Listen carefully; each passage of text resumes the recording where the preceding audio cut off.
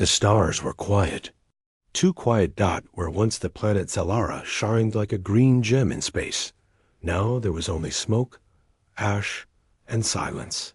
A few burned satellites still floated above the ruined world, their signals broken and useless. All that remained of the Zalari people were ashes and echoes of screams that no one came to answer, but someone had heard them. On a deep space channel, a message had gone out days ago. A weak, broken voice. It played once, then never again. "This is Zalara. We're under attack. Please, Earth, help us." That message was the last sound from the Zalari. And then, nothing. The attackers, the Varnok Empire, made no attempt to hide what they had done. They called it necessary cleansing. The Varnok High Commander stood in front of the Galactic Union with no shame. "We warned them. We told the Zalari to stay out of Earth's shadow," he said. "They chose poorly. Now they are gone." The room was filled with silence. Some alien ambassadors looked away in shame. Others whispered in fear. A few even nodded in agreement, terrified of crossing the Varnok next. The Earth representative didn't speak. He stood there, staring, with no expression on his face. The Galactic Union waited for a response, but Earth gave none. The next day, Earth cut communication. No warnings, no messages, no threats. Just silence. Across the galaxy, everyone had an opinion. "Earth is scared," said one. "No, they are." "Planning something," said another. "They will do nothing. They always talk peace. They are weak without their allies." But Earth said nothing. On a quiet night, above Earth's surface, hidden within the shadows of its moon, large shipyards came alive. No lights, no fanfare, just machines moving in silence. Dozens of dark, massive ships were being prepared, each one with no name. Only numbers burned into their steel hulls. Inside a deep underground command room on Earth, a small group of humans stood around a black glass table. A hologram of Zalara's broken planet hovered in the center. Around it, files of the dead scrolled endlessly. Commander Rilland stared at the display. "They killed them all," he said. General Ada clenched her jaw. "They didn't even try to hide it." Another voice, cold and firm, replied, "And the galaxy did nothing." "They expect us to speak," Rilland said softly. "They're waiting for words." He looked around the room. His eyes were tired, but there was fire behind them. "They think silence means fear." He paused. "They're wrong." Somewhere near the edge of Varnok space, a small alien news crew reported live. "We're still seeing no movement from Earth. It's been 2 weeks since the Zalari were wiped out. And so far, no sign of response." Suddenly, the screen flickered. The crew gasped. Behind them, space warped, like water being disturbed. A giant black ship appeared out of nowhere. No lights, no sound, just a huge shadow against the stars. And then it vanished. The broadcast cut out. No one ever found the crew. Back on Varnok Prime, the Varnok Emperor gave another speech. "Earth is weak," he declared. "They mourn like children. They do not understand power." He laughed before a crowd of roaring citizens. "Our fleets stand ready. Let them come. We will crush them too." Cheers filled the air, but high above that planet, far out of sight, a tiny Earth drone hovered. It had one task: deliver a message. The drone dropped a small, metallic object into the atmosphere. It landed on the Emperor's tallest statue, the symbol of Varnok pride. The object burned a message. Into the stone, just 2 words: "We're coming." In the cold, dark space between stars, Earth's warships moved without sound. No one saw them. No one heard them. But they were coming, and the silence was about to end. The stars above Earth were peaceful. People walked on the surface of the planet, smiling, laughing, living their normal lives. Shops were open. Children played in the sea. Parks. News anchors spoke of politics, markets, and weather. But nowhere on any screen, in any city, was there a word about Lara. No one spoke of the burning planet. No one mentioned the Varnock slaughter. But deep below the surface, under the ice of Antarctica, in black steel tunnels that no satellite could see, Earth was getting ready for war. Commander Rillen stood alone in the operations hall. The walls were lined with screens showing ship diagrams, flight paths, and encrypted battle orders. Beside him stood Admiral Cato, an old man with a sharp voice and cold eyes. He was one of the few who had seen Earth's last true war. They still think we're mourning. Rillen said. Cato didn't blink. Let them think that. Every hour they laugh is one more hour we build. Rillen turned to a large screen. It showed Project Thunderwake, Earth's secret war fleet. 37 warships. Each one a different kind of monster. The ships had no names, only numbers. But inside them, men and women trained with quiet rage. There were no war songs. Number. Heroic speeches. Only silence, drills, and focus. In a dark hangar bay, Captain Lara checked her ship's engines. She was young, but deadly. Her father had died helping the Zelari build defense systems. He had been on the planet when it burned. Her crew knew not to speak about him. One of her engineers looked up. Captain, we ready? Lyra didn't answer. She looked up at the ceiling. Soon. Elsewhere, in the Varnock system, their scouts began reporting strange things. Ship systems going offline. Ghost signals in the darkness. One scout even claimed to see a black triangle moving through a dead star system. No heat, no engine signature. Just a shadow, passing silently, then vanishing. The Varnock High Council dismissed these reports. Earth doesn't even have stealth fleets. One laughed. They're hiding like cowards. Let them grieve. But the scout who saw the black triangle, he never reported again. In the Galactic Union headquarters, whispers started. Some species noticed quiet troop movements from Earth's allies. Small planets began to shut their borders. Neutral ships avoided human trade lanes. Earth is preparing. Someone said, "No, Earth is grieving." Another replied, "No," a third voice answered. "Earth is angry." Still, there was no message from Earth. No warning, no declaration of war. Just quiet. Inside the command chamber, Rillen looked.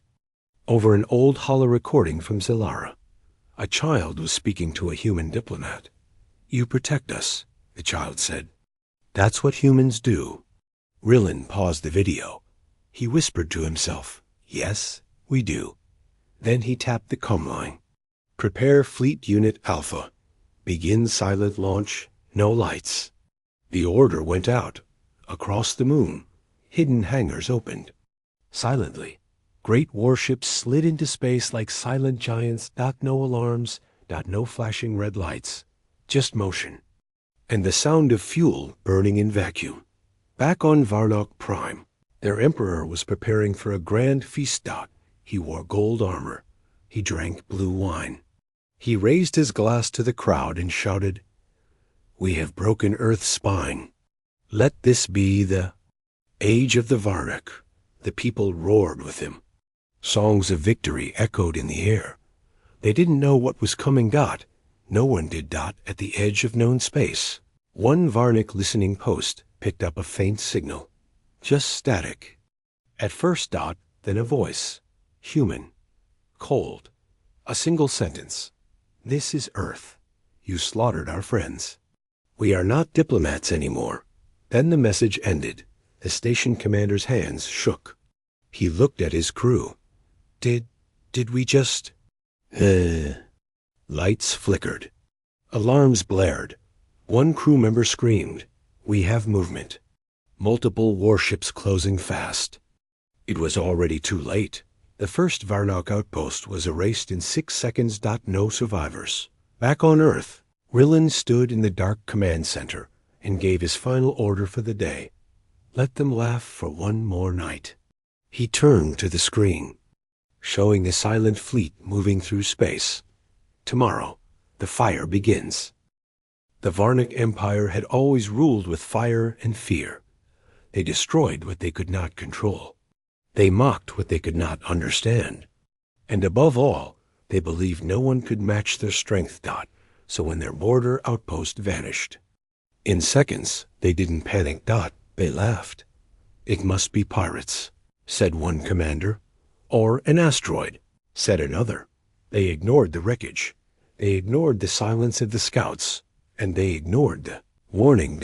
Because to the Varnock, Earth was still just a talking species.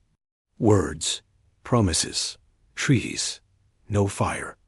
On the Varnock capital, Grand Marshal Drell stepped into the war chamber. His golden armor clanked as he walked. His voice echoed through the room.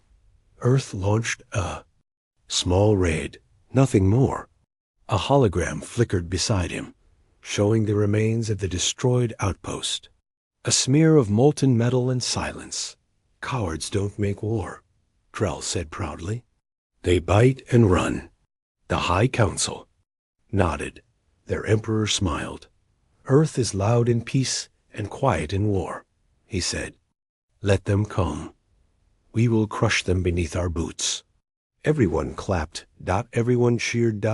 No one noticed the fear in the younger officer's eyes. Meanwhile, far away in the cold dark of space, Earth's fleet moved like a shadow. Warships flew in perfect silence. Black holes, no signals, no trails. They passed through asteroid belts and dead zones, invisible to even the most advanced scanners. Inside one of the lead ships, the ESV Valkyrie, Captain Lyra watched her crew with sharp eyes. We're near. Target system Echo 4, her pilot reported. That's a Varnic fuel station, right? Asked her weapons officer. Lyra didn't blink. It was. Back on the Varnock side, inside the Echo 4 station, a young officer named Velis leaned back in his chair. He hated this post. Boring. Cold. Nothing ever happened. He looked out the window at empty space, sipping warm root drink. He yawned, then froze. A shape, a shadow, moving. No. Not just one. Dozens. VELL is dropped his cup. His hand reached for the alarm, but it was too late. The screen went white. Then nothing. Echo 4 was gone. A day later, the Varnic military finally took action. But not fear, not caution, just anger. How dare they attack again? Roared Marshal Drell. Earth has made their choice, the Emperor snapped. We will remind them what happens to insects who bite lions. He sent orders. Prepare half. The fleet. Only half? A council member asked. Drell laughed. We don't need the full hand to crush a fly. On Earth, Rillen listened to the intercepted messages. He smiled slightly. They still think we're small, he said. General Ada stood beside him. Let's not disappoint them. Rillen gave the next command. Engage Phase 2. The entire second wave of Earth's warships activated. Stealth engines roared to life, silently, invisibly. Their destinations were Varnock weapon factories, deep space fuel supplies, and military satellites.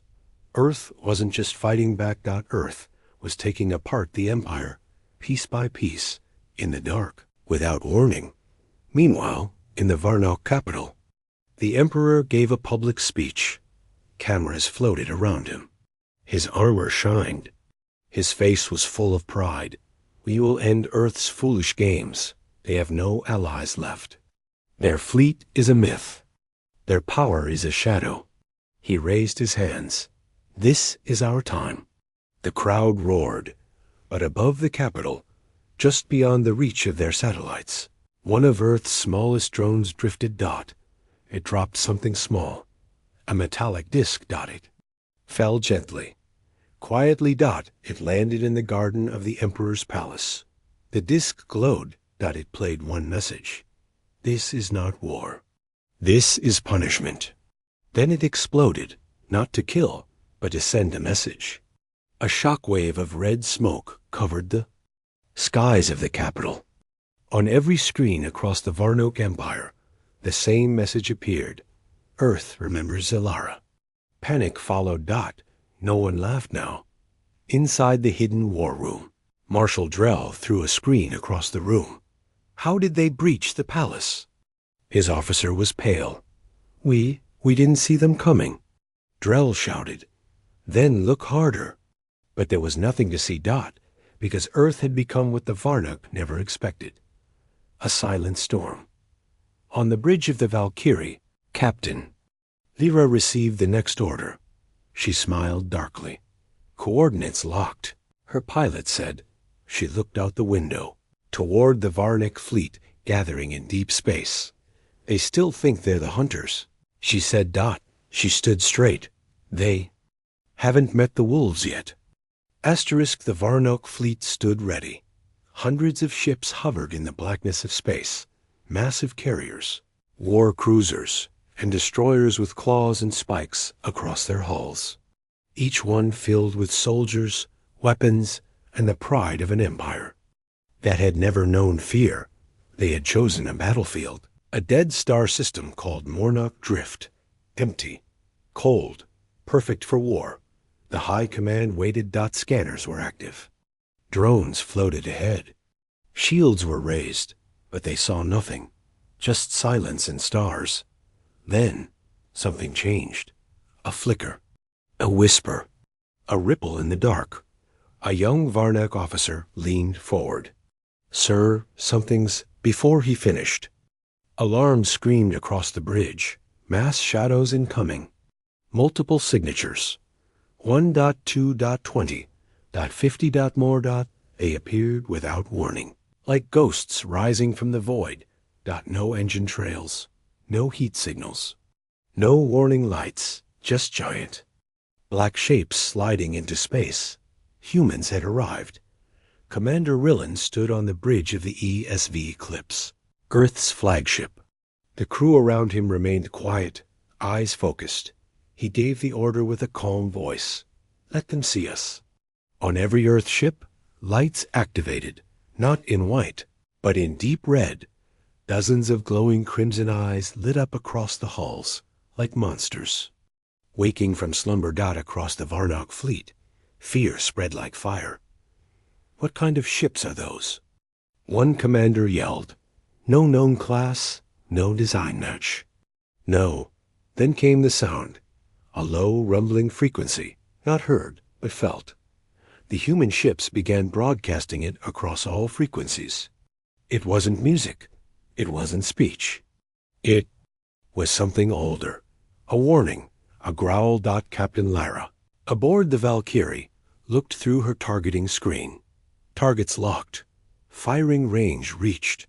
She didn't smile. She didn't speak. She just nodded.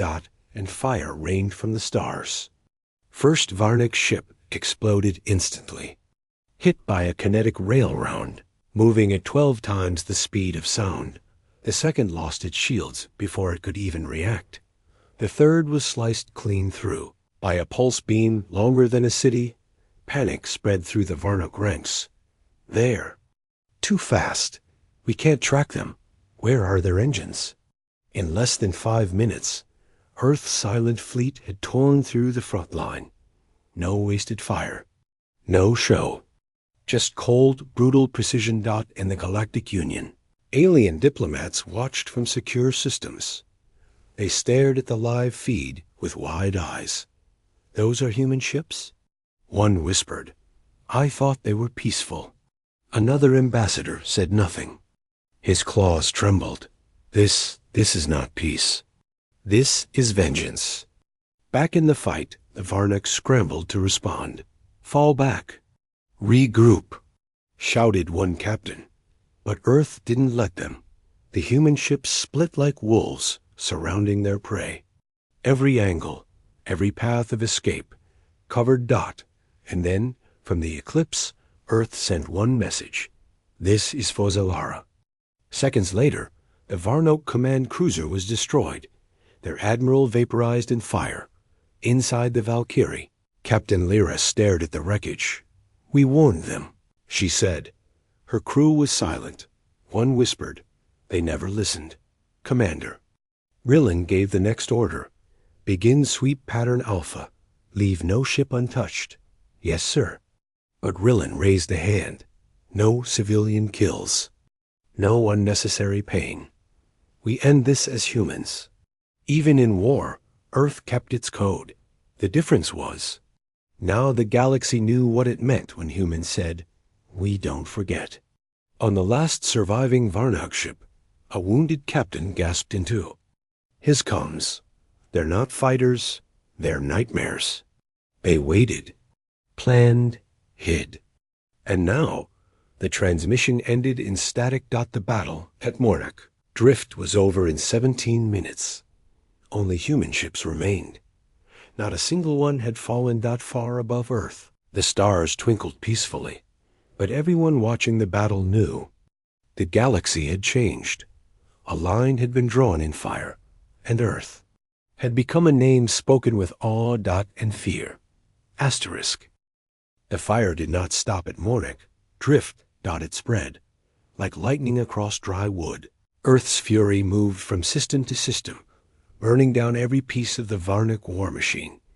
One by one, Earth's fleets arrived in the dead of night.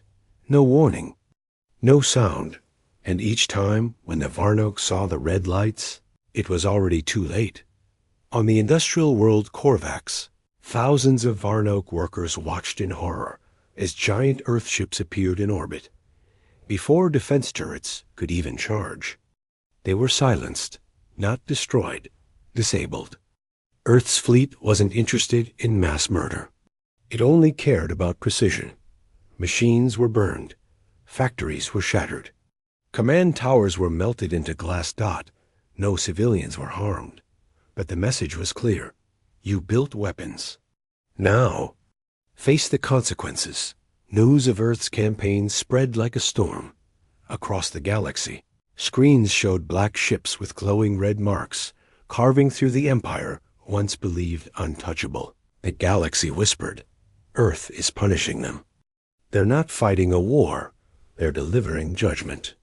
Alien leaders watched in silence, too afraid to help the Varnoke, too ashamed to stop Earth. In the heart of Varnoke space, Emperor Kale stood before his advisors. His golden robe looked heavy now. His crown no longer shined. They are everywhere, one general said. Our fleets are collapsing. Emperor Kale slammed his fist against the table. We are the Empire. They are only one planet. Marshal Drell, once loud and proud, now spoke with a shaking voice. They don't fight like we do. They strike from shadows. They spare civilians. They target what matters. He looked the Emperor in the eyes. They know us better than we know them. The room fell silent. Then an officer ran in, breathless. They've reached Draven Nexus. Every face went pale. Draven Nexus was the Varnoke's deepest weapon vault. How had humans found it? No one knew, but Earth had, and they destroyed it in 6 minutes. From orbit, Commander Rillen watched the facility collapse into fire. He said nothing, but the crew around him stared in awe. One officer whispered, Sir, this is what the galaxy feared we could become. Rillen turned slowly.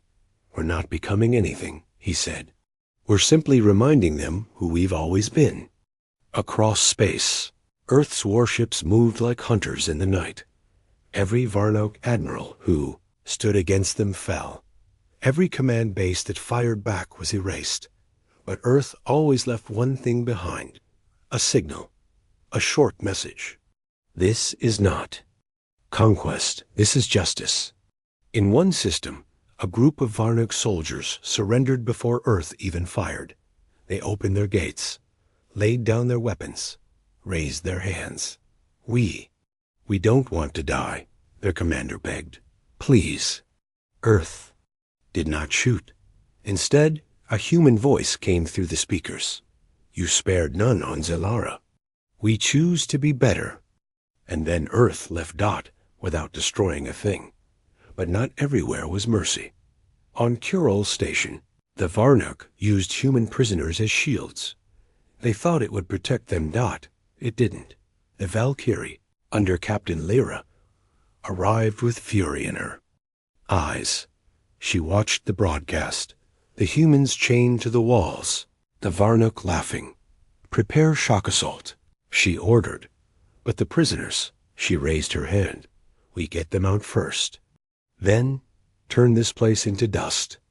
In a precise, terrifying raid, Earth's soldiers boarded the station, rescued the prisoners, and eliminated every guard. When it was over, Lyra stood on the smoking bridge of the station. She left only one message behind. We are not monsters. But we remember who is. On Varnuk Prime, the people no longer cheered in the streets. The statues were covered. The war songs had stopped. Instead, fear filled the air.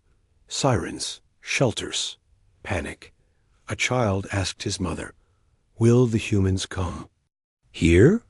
The mother knelt down and hugged him tight. "I don't know," she said. "I hope they don't have to." In the Galactic Union, silence ruled. No one dared to speak against Earth, and no one dared to stand beside the VARNOK. Earth had not just won battles. It had made the stars afraid to look away. In a final secret meeting, Earth's fleet commanders received one more message from Commander Rillen.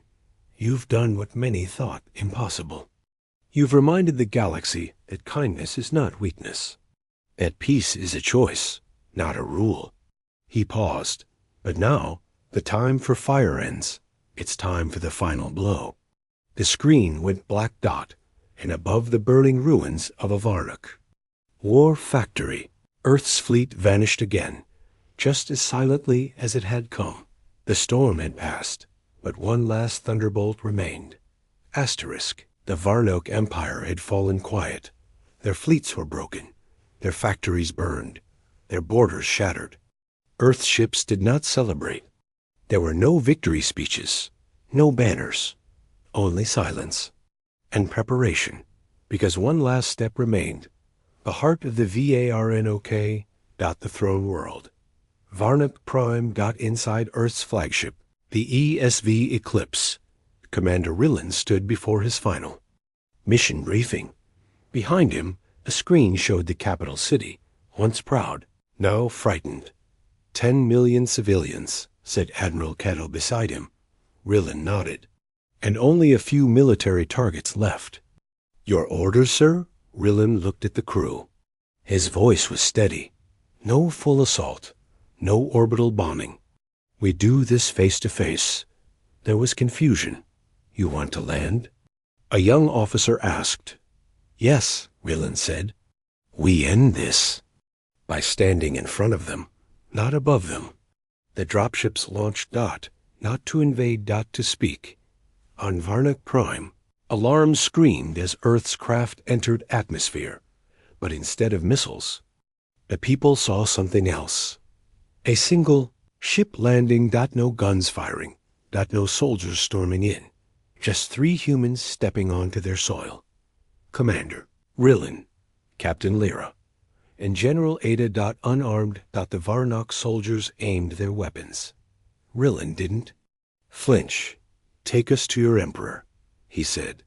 The guards hesitated. Then, with shaking hands. They obeyed. Inside the black marble palace. Emperor Kale stood tall, but his voice cracked with each word. What do you want, human? Rillen looked him in the eyes. We came to show you what mercy looks like. The emperor narrowed his eyes. You could destroy us. Rillen stepped forward. We already have. He gestured to a screen on the wall. It showed Earth ships in orbit, holding their position, not attacking, not firing. We came to your door, but we didn't break it. He paused. You did that to Zelara. Silence filled the throne room. The emperor trembled. For the first time, he looked small. What do you want? He asked again, weaker now. Rillen spoke clearly. No surrender treaty, no payment. No land, he pointed to the golden throne. Step down. End your rule. End the empire that slaughtered the innocent. Kale laughed, bitter and broken. And if I don't? Captain Lyra, silent until now, took one step forward. We give the order, she said softly, and Varnak Prime becomes a grave. Emperor's pride cracked. He looked around at his guards, at his council, at the ashes of a broken legacy. He removed his crown and placed it on the floor. I will step down. Outside, Varnak citizens saw something they never expected. Earth soldiers helping injured civilians, human engineers, deactivating dangerous reactors, medical drones delivering aid to hospitals. They had come not to conquer, but to restore. That evening, Earth broadcast one message across the galaxy. Rillen stood before a calm blue flag, not red, not black dot. His voice was firm. We do not seek war. We do not enjoy fire. But when you burn the innocent, we will not sit quietly. He paused. Zelara was not forgotten, and never will be. This was not revenge. This was justice. The galaxy listened.